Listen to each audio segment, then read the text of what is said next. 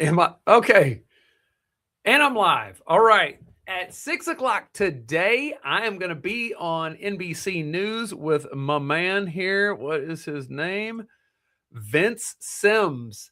And we're going to be talking about the this thing called the nickel plan. Hold on. There you are.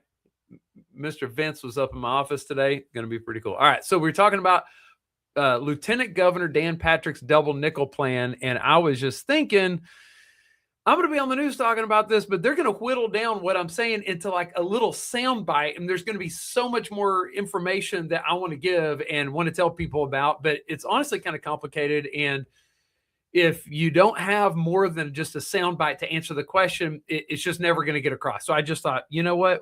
Why don't I, instead of just depending on the news and Vince Sims, he's probably going to do a great job. It really, guys, it is absolutely unbelievable to watch them show up, record all this stuff, and have a super awesome finished product on the news at 6 o'clock. It's mind blowing. With that said, they've got to say everything so simple and so dumbed down so that it doesn't require any explanation, but yet you get the kind of the end result of like the punchline of whatever it is that the point they're trying to get across. And that is not my strong suit. However, they have an editor, so that always works in my favor. All right. So I thought, well, let's just go live and I'm going to go over this whole thing. So recently, there have been several politicians talking about different property tax plans out there. Governor Abbott gave his take on what he thinks the new property tax policies should be. He's got 6 different policy ideas. I really like one of them. I'm okay with about 3 of them, and I really don't like 2 of them. And I would love to go into detail about that. But today's news is all about the nickel plan. This is Dan Patrick's nickel plan. And here's what it is. I'm just going to start going over this really quick.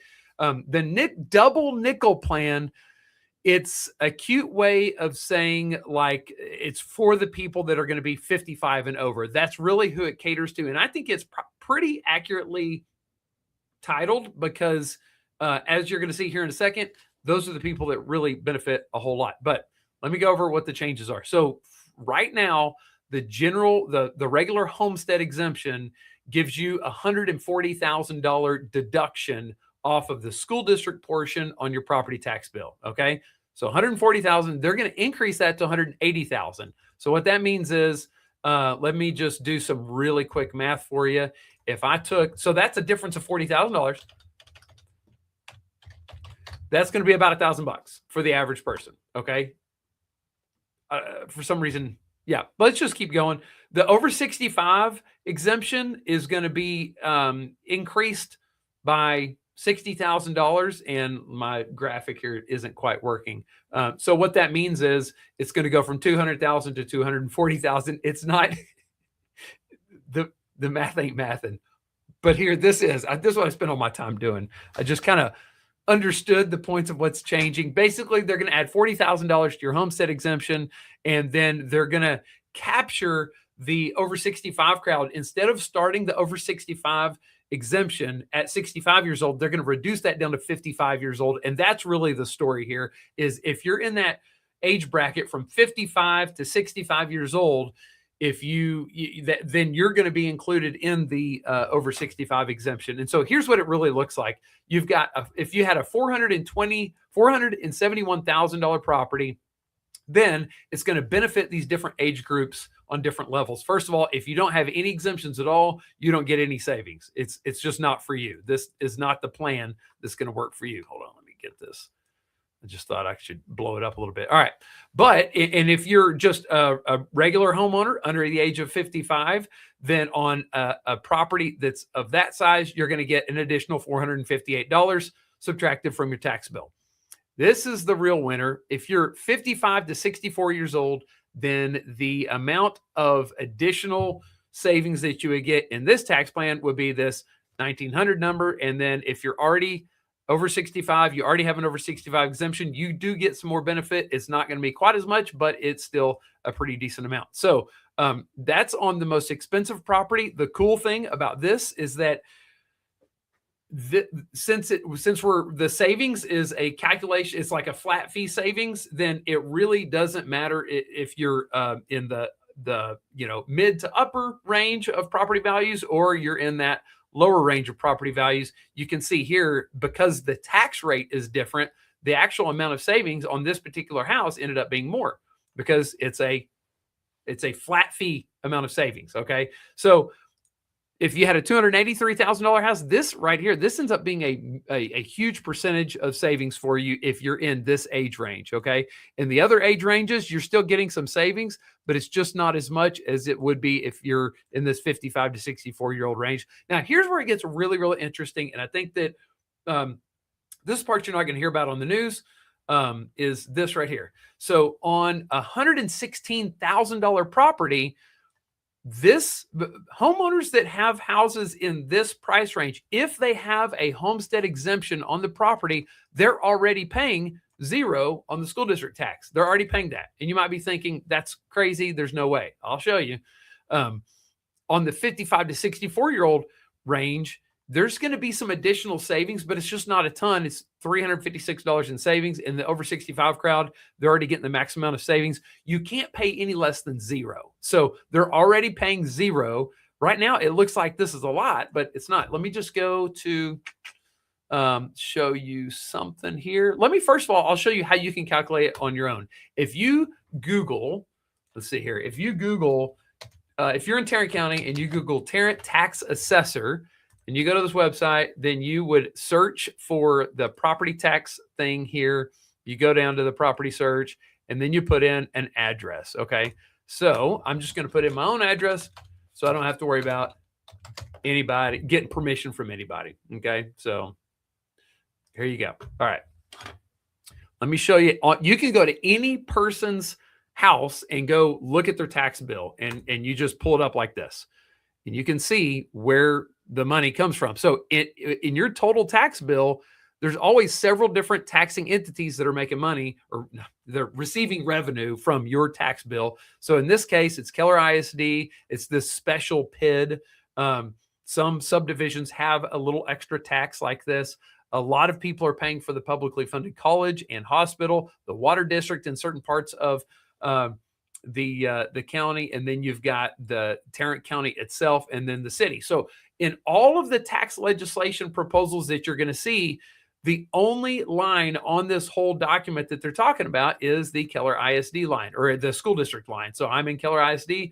This is my part of the tax bill. It's going to Keller ISD. You can see they just add all these together, and the total amount is here. So the number that we're talking about over here, we're talking about reducing a certain amount of money. So it's going from $200,000 to $240,000. Well, the $240,000, where you're going to see that is right here in this area. Right now, the homestead exemption as it is right now is $140,000. So this number right here would go up to $180,000.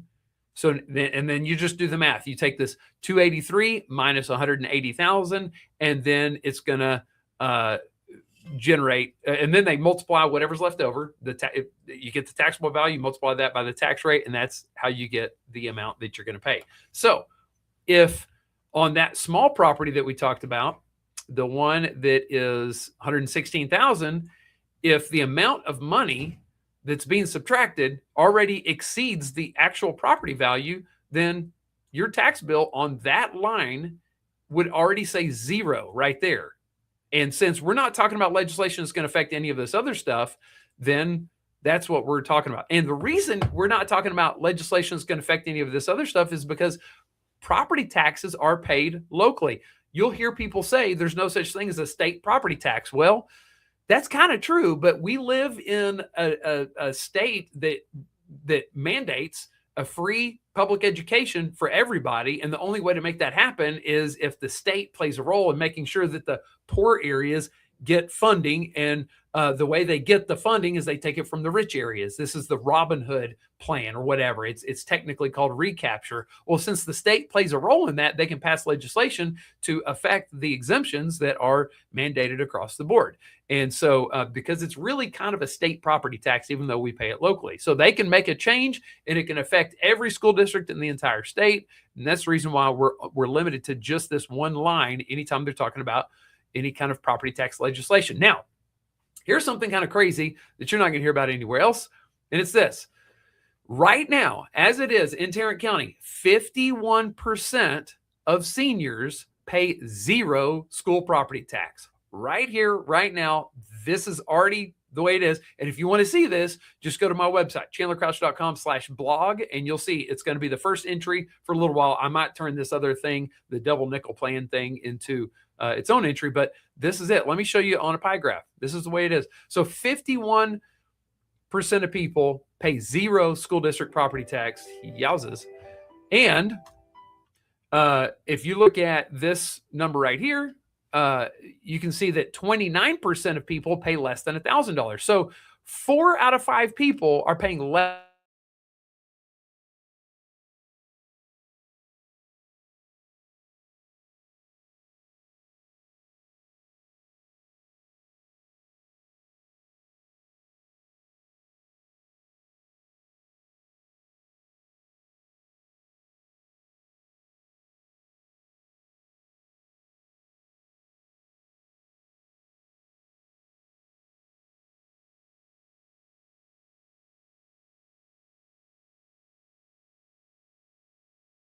Shut it down. Oh, I'm back. Okay. Sorry about that.